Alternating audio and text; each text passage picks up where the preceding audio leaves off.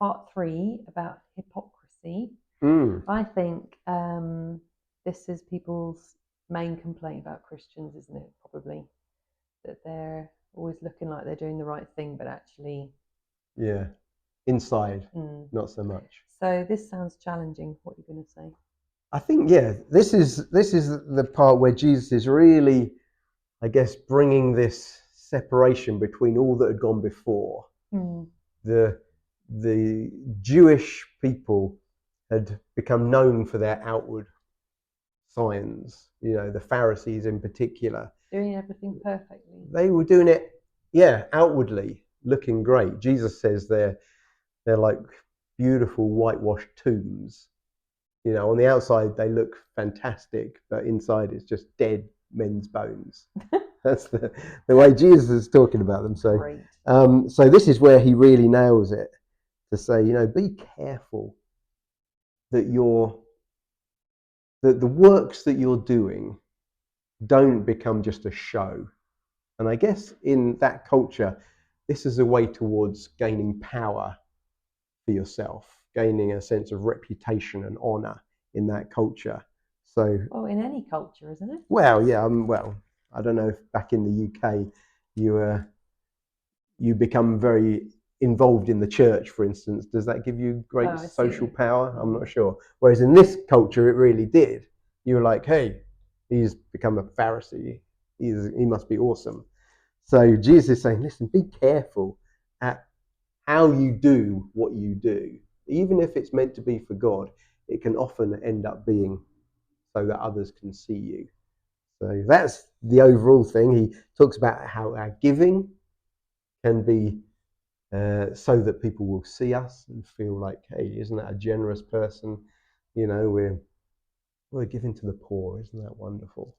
And therefore, he says, listen, don't do it so people see you. Don't be like these guys that stand out with their trumpets and a fanfare going, hey, yeah, look, 30,000 to this person. And the big check. Yeah, the big check and the big band and everything going off.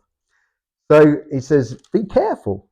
This is a really easy thing to get into in church, that we start to do stuff because you get noticed, because it's the right thing to do. And sometimes we can get pressured into that, start to perform. Pressured by who? By the culture of the place. We're shaped by people's expectations, by what gets celebrated, and we can often get on the wrong side of that. So, praying, he says, don't be like these guys that stand on the corners and pray their big long prayers. They're actually doing it to get noticed. So I guess for us, if your heart is, hey, I want to go and share a testimony again, and I want to have the limelight again, we're on dangerous territory there. So rather let your prayers be those where you're locked away in secret. So much of this. It is exciting and encouraging when people go up the front and share, though. For sure. I guess what you're saying is about their heart. Yeah. And if they've been up there every week for the last 6 weeks, sharing the same kind of stuff, people start to get a bit bored with it. So what Jesus is saying is, listen, there is a reward for all these things, for giving, in your prayer life, even in fasting. There is a reward, but the reward is either from people or from God. Can't have both. You can't have both. Yeah. So what do you want? Do you want people's reward? Do you want God's reward? You should do a little vote. If you want God's reward, go and do it where nobody else sees.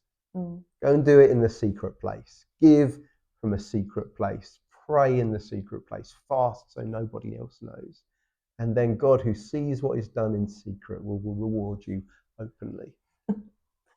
What about if your wife knows you're fasting? Yeah, no, she always does. You nearly keel over, don't you? Yeah.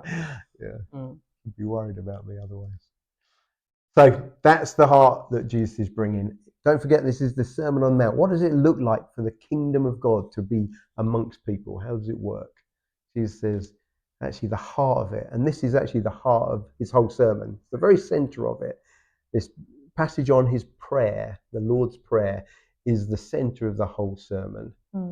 And it's all about, we're doing this for you, God. My heart is for you. In everything that we're talking about, it comes from that attitude. This is for you and you alone. And everything else will fall into place when that happens. That's actually the power, the secret ingredient of the Sermon on the Mount. It's this call to a secret life with God that nobody else knows, but everybody else will see.